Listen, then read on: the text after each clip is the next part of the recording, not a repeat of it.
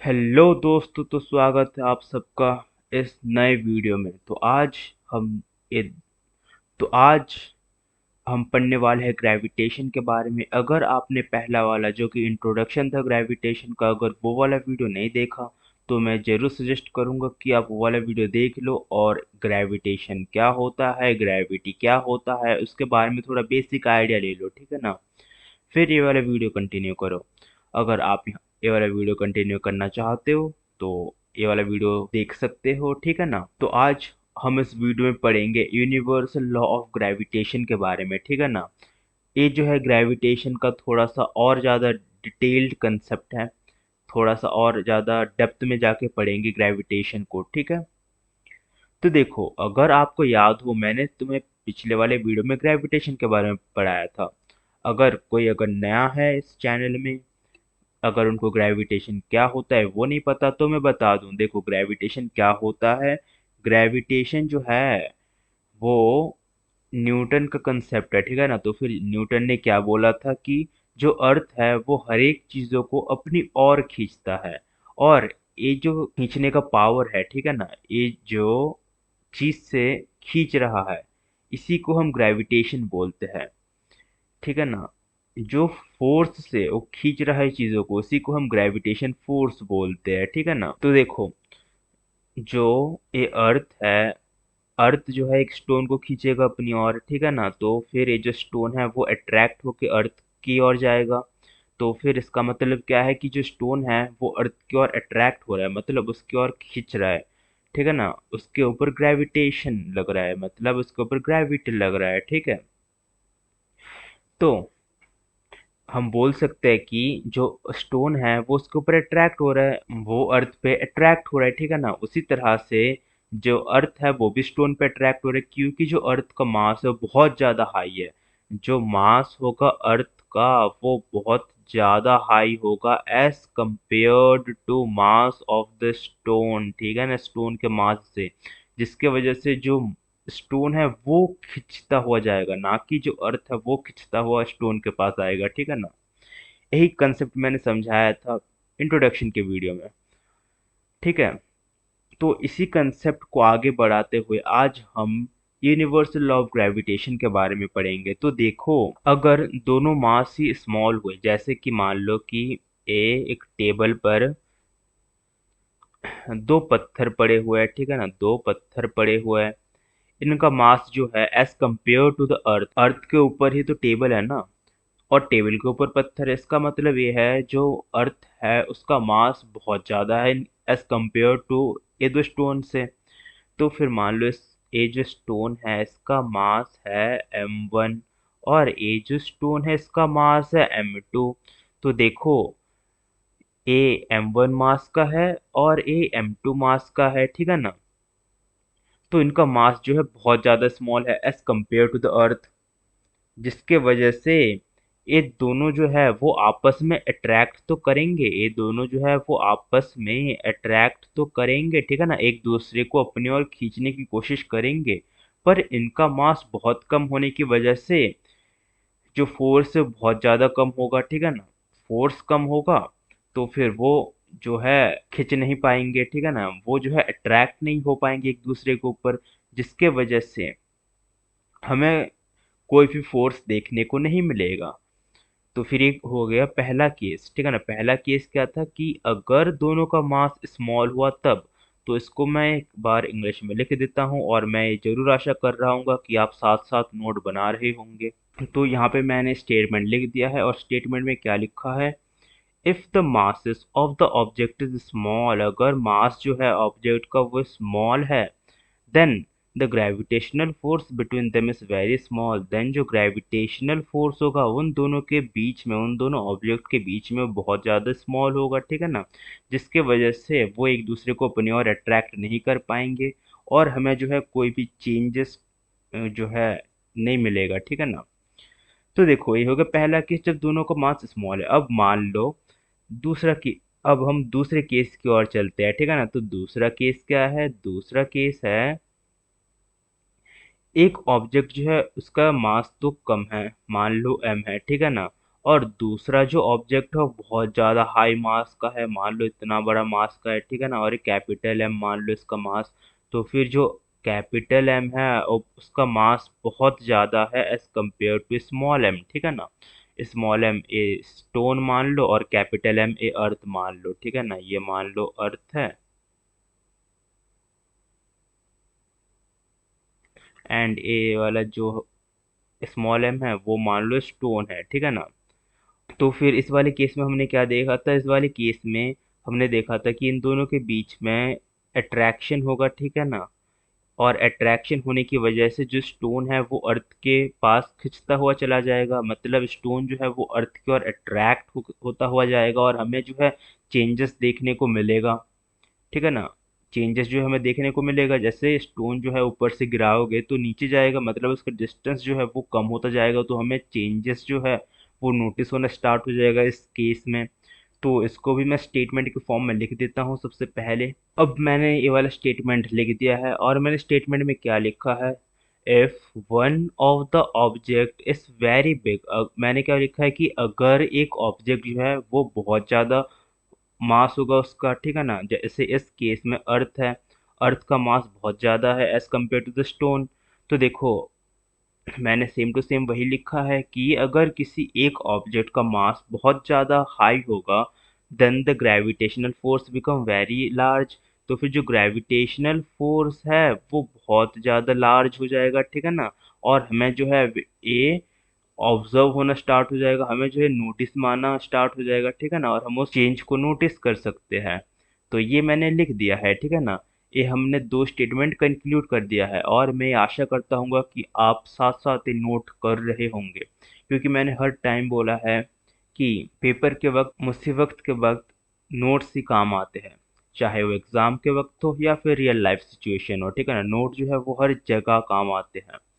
तो देखो अगर तुम अपनी नोट बनाओगे तो बाद में तुम्हें ही आसानी होगी। तो ये मैं ज़रूर चाहूँगा कि तुम साथ-साथ नोट बनाता हुआ चलो।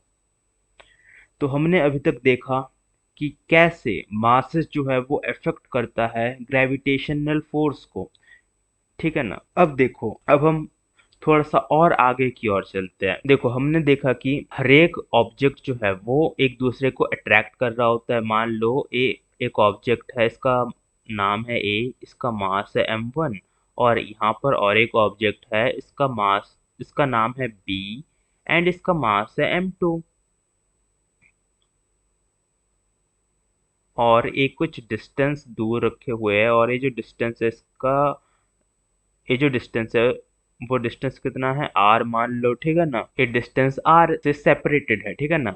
तो फिर ये जो है एक दूसरे से बाइंडेड है, किससे, ग्रेविटेशनल फोर्स से बाइंडेड है। अब इसी सिनेरियो से हम एक फॉर्मूले को ड्राइव करने वाले हैं, और ये फॉर्मूला बहुत ज़्यादा इंपॉर्टेंट है। ये फॉर्मूला तुम्हें कभी साथ नहीं छोड़ेगा, ठीक है ना। जब तक तुम 12th पार ना हो जाओ और कोई दूसरा सब्जेक्ट ना ले लो जहाँ पर साइंस रिलेटेड ना हो, जो साइंस रिलेटेड ना हो, तब तक ये तुम्हारा साथ रहेगा ये वाला फॉर्मूला, ठीक है ना। ये इतना इंपॉर्टेंट फॉर्मूला है। तो ये वाला फॉर्मूला हम ड्राइव करने जा रहे हैं, तो थोड़ा ध्यान से देखो मैं कैसे ड्राइव करता हूँ ये वाले फॉर्मूले को। जैसे कि मैंने अभी क्या बोला था कि हर एक ऑब्जेक्ट जो है वो हर एक दूसरे ऑब्जेक्ट को अपनी ओर अट्रैक्ट करता है, अपनी ओर खींचता है, ठीक है ना। और वो कुछ ना कुछ फोर्स से खींचेगा, ठीक है ना। और ये जो फोर्स होगा वो डायरेक्टली प्रोपोर्शनल होगा, और ये जो फोर्स होगा वो डायरेक्टली प्रोपोर्शनल होगा प्रोडक्ट ऑफ द मासेस। यहाँ पे मास क्या है, m1 है एंड m2 है, इन दोनों का प्रोडक्ट, ठीक है ना, product of the masses m1 cross m2, ठीक है ना, ये प्रोडक्ट हो गया। तो फिर F जो है, जो फोर्स है, जो अट्रैक्ट करने का फोर्स है, ठीक है ना, वो डायरेक्टली प्रोपोर्शनल हो जाएगा m1 क्रॉस m2 से, ठीक है ना। और यही जो फोर्स है वो इन्वर्सली प्रोपोर्शनल हो जाएगा किससे, डिस्टेंस से, ठीक है ना। डिस्टेंस से इन्वर्सली प्रोपोर्शनल हो जाएगा। तो फिर इन्वर्सली प्रोपोर्शनल कैसे लिखते हैं, 1/r से, समझ गए। तो फिर ये हमने दो क्वांटिटी देख लिया, और ये जो दो क्वांटिटी है ये तुम्हें याद रखना है हर टाइम, ठीक है। और इसको मैं अभी लिख भी दूंगा, तो तुम्हें टेंशन लेने की ज़रूरत नहीं है। नोट्स कैसे मेंटेन होगा, नोट जो है वो अगर तुम साथ साथ बना रहे होंगे वो आराम से मेंटेन होता रहेगा, ठीक है ना। तो अभी तक हमने क्या देखा कि दो ऑब्जेक्ट है, उनका पहला का मास है m1, दूसरे का मास है m2, और ये दोनों ऑब्जेक्ट है वो सेपरेटेड है कुछ डिस्टेंस से, और वो डिस्टेंस क्या है, r है, ठीक है ना। अब इन दोनों ये दोनों जो है वो एक दूसरे को अट्रैक्ट कर रहे हैं, इसका मतलब क्या है, इन पे जो है फोर्स ऑफ अट्रैक्शन पड़ रहा है, ठीक है ना, इन दोनों बॉडीज पे। और उस फोर्स ऑफ अट्रैक्शन को हम कैपिटल एफ से डिनोट कर रहे हैं, जो मैंने यहाँ पे लिख कर रखा है कैपिटल एफ, ठीक है ना। तो हमने देखा कि जो कैपिटल एफ है वो डायरेक्टली प्रोपोर्शनल हो जाएगा किससे, प्रोडक्ट ऑफ द मासेस क्या हो जाएगा, m1 क्रॉस m2। और यही जो फोर्स है वो इन्वर्सली प्रोपोर्शनल हो जाएगा किससे, distance between the two object, जो कि आर से मैंने डिनोट कर रखा है, ए इन्वर्सली प्रोपोर्शनल हो जाएगा, ठीक है ना। तो इन्वर्सली प्रोपोर्शनल को हम कैसे डिनोट करते हैं, 1/r। तो मैंने ये दो चीजें जो है वो ड्राइव करवा दी, और मेरे से एक चूक हो गया, मेरे से गलती हो गया कि ये 1/r नहीं, 1/r स्क्वायर होगा, ठीक है ना, स्क्वायर ऑफ द डिस्टेंस। यहाँ पे तो r होगा, ठीक है ना, पर f जो है वो इन्वर्सली प्रोपोर्शनल होगा to the square of the distance. तो फिर मुझे लिख लेने दो, मुझे सबसे पहले स्टेटमेंट लिख लेने दो ताकि तुम आसानी से याद रख सको, ठीक है ना। तो मैं ये लिख लेता हूँ, और यहाँ पर मैंने स्टेटमेंट के फॉर्म में लिख दिया है ताकि तुम्हें समझने में आसानी तो समझने में आसानी हो और याद रखने में आसानी हो, ठीक है ना। तो मैंने सेम जो बोला था वही लिखा है, क्या बोला था, the force between two body is directly proportional to the product of the masses, ठीक है ना। जो फोर्स होगा दो बॉडी के बीच में वो क्या होगा, डायरेक्टली प्रोपोर्शनल होगा प्रोडक्ट ऑफ द मासेस। मास क्या था, m1 और m2, इन दोनों का प्रोडक्ट, इन दोनों का मल्टीप्लाई जो है वो डायरेक्टली प्रोपोर्शनल होगा f के। पहला स्टेटमेंट। फिर दूसरा statement, the force between two body is inversely proportional to the square of the distance between them, ठीक है ना। जो फोर्स होगा दो बॉडी के बीच में वो इनवर्सली प्रोपोर्शनल होगा किसके, square of the distance between them, ठीक है ना। डिस्टेंस को मैंने किससे डिनोट किया था, आर से डिनोट किया था, और उसका स्क्वायर हो जाएगा, ठीक है ना। और इनवर्सली प्रोपोर्शनल के लिए हम कैसे डिनोट करते हैं, 1/r², ठीक है ना। जो आर स्क्वायर है वो इनवर्सली प्रोपोर्शनल हो जाएगा एफ के, ठीक है ना। तो इसको भी मैंने स्टेटमेंट के फॉर्म में लिख दिया है। तो आई होप कि तुम्हें ये दोनों स्टेटमेंट बहुत ही अच्छे से समझ में आ गया होगा, ठीक है ना। तो अभी तक हमने ये दोनों स्टेटमेंट ड्राइव कर लिया, अब हम इन दोनों स्टेटमेंट को कंबाइन करेंगे और एक फॉर्मूला बनाएंगे। तो चलो शुरू करते हैं। तो देखो ये कॉम्बिनेशन बहुत ज़्यादा सिंपल है, कैसे, जो f होगा वो वैसा का वैसा होगा, ठीक है ना, डायरेक्टली प्रोपोर्शनल। और देखो यहाँ पर तो 1 है ना, तो इसके बदले हम क्या लिख देंगे, m1 मल्टीप्लाई m2। तो यहाँ पे मैं लिख देता हूँ m1 मल्टीप्लाई m2। अगर यहाँ पर 1 के बदले कुछ और होता तो हम वो लिख देते, पर ये पॉसिबल नहीं है क्योंकि इन्वर्सली के केस में हमेशा ही 1 होता है न्यूमरेटर में, ठीक है ना। तो यहाँ पर हमने लिख दिया m1 मल्टीप्लाई m2, और डिवाइड में नीचे क्या है, डिनोमिनेटर में यहाँ पर तो कुछ नहीं है, कुछ नहीं है, मतलब यहाँ पर नीचे जो है वो 1 माना जाता है, ठीक है ना। अगर ऐसा होता है कि नीचे कुछ ना हो तो इसका मतलब 1 होता है, समझ गए। तो यहाँ ए मैं मिटा देता हूँ, ठीक है ना। तो देखो यहाँ पर नीचे जो है आर स्क्वायर है, और यहाँ पर नीचे 1 है, तो यहाँ पर हम आर स्क्वायर को लिख देंगे। तो देखो ये डायरेक्टली प्रोपोर्शनल को मुझे हटाना है, ठीक है ना, इसको मुझे हटा के इज इक्वल टू का साइन देना है क्योंकि हम इज इक्वल टू से फैमिलियर है। तो देखो जब मैं इस डायरेक्टली प्रोपोर्शनल को हटाने जाऊंगा तो एक कांस्टेंट आ जाएगा, ठीक है ना। ये जो डायरेक्टली प्रोपोर्शनल के बदले एक कांस्टेंट आ जाएगा, एक कांस्टेंट जो है जी से डिनोट होगा, ठीक है ना, जी। और ये मल्टीप्लाई होगा किससे, m1 multiply m2 divide by are square. और ये जो है फॉर्मूला बन गया फोर्स का, और ये ग्रेविटेशन का बहुत ही ज़्यादा एक इम्पॉर्टेंट फार्मूला है, ठीक है ना, बहुत ही ज़्यादा इम्पॉर्टेंट फार्मूला है ये। तो यहाँ पर हमने एक फार्मूला को ड्राइव कर लिया। वो फार्मूला क्या है, F is equals to ji.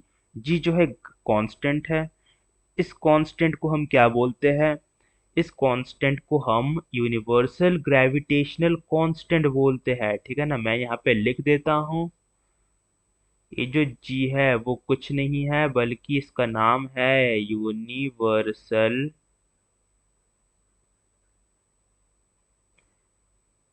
Gravitational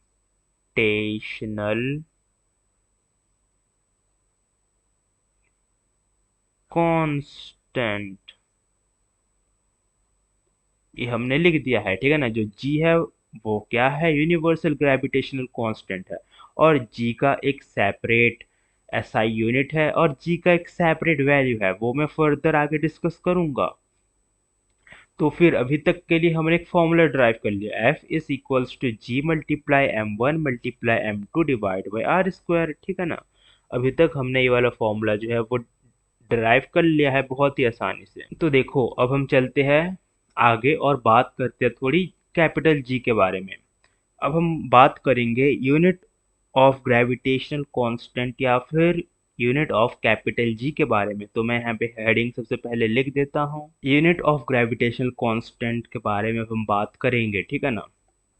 तो देखो मुझे यूनिट ऑफ ग्रेविटेशनल कांस्टेंट निकालने के लिए ये जो ऊपर वाला फॉर्मूला है इसको इन टर्म्स ऑफ जी बनाना पड़ेगा, ठीक है ना। तो अगर मैं इसको इन टर्म्स ऑफ जी बना दूं तो यहाँ पर लिखना पड़ेगा जी, और ये बराबर हो जाएगा किसके। तो देखो यहाँ पर जी जो है मल्टीप्लाई में है, तो जब इधर जाएगा तो डिवाइड में हो जाएगा, ठीक है ना। तो इधर जब जाएगा तो डिवाइड हो जाएगा, सिंपल सी बात है। तो डिवाइड में क्या हो जाएगा, F divide by M one multiply M two divide by are square, simple सी बात है, ठीक है ना। तो देखो अब ये दिखने में जो है थोड़ा गंदा लग रहा है, इसको मुझे सिंपल जो है फ्रैक्शन वाले फॉर्म में बनाना है, मुझे एक ही फ्रैक्शन वाले फॉर्म में बनाना है, ठीक है ना। तो इसको मैं कैसे सिंप्लीफाई कर सकता हूँ फर्दर।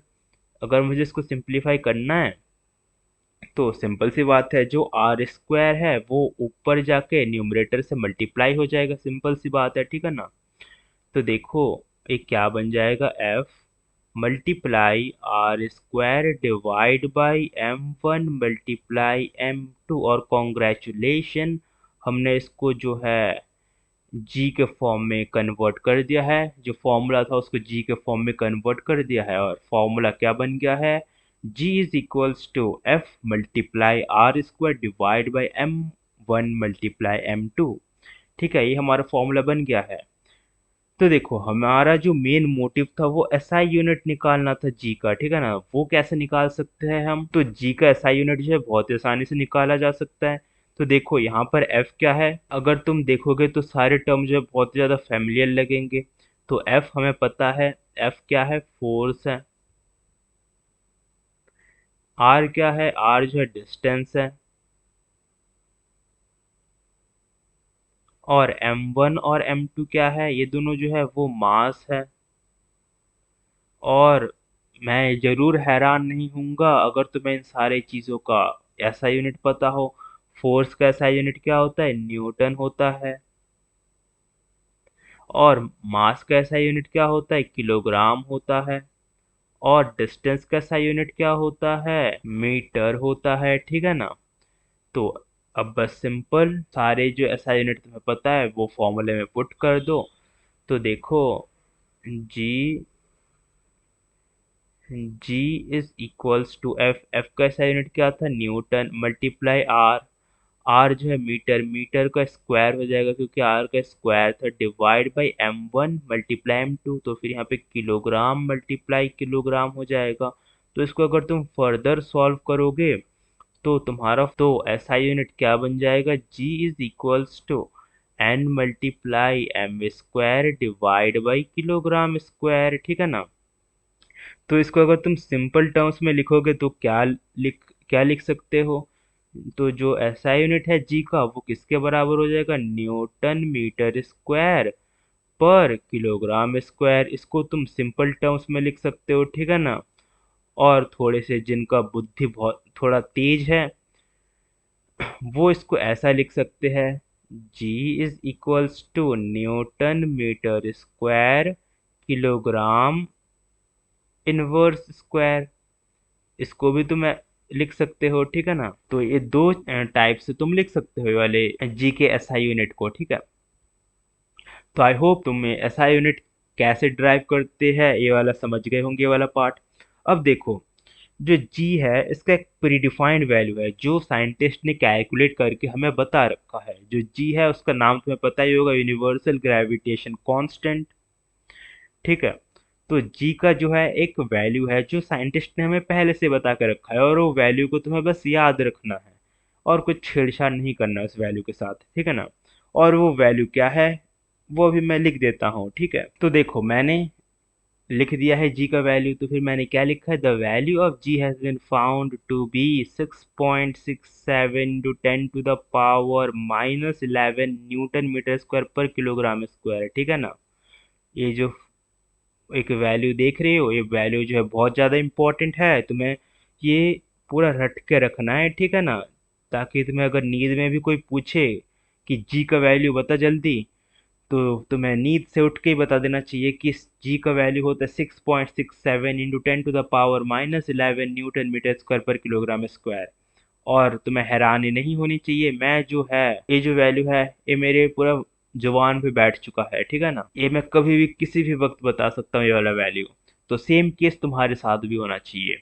कोई भी अगर तुम्हें कैपिटल जी या फिर यूनिवर्सल ग्रेविटेशनल कांस्टेंट का अगर कोई वैल्यू पूछे, तो फटाक से मुंह से निकलना चाहिए 6.67 into 10 to the power -11 newton metre square per kilogram square, बस ये वैल्यू निकल जाना चाहिए मुंह से, ठीक है।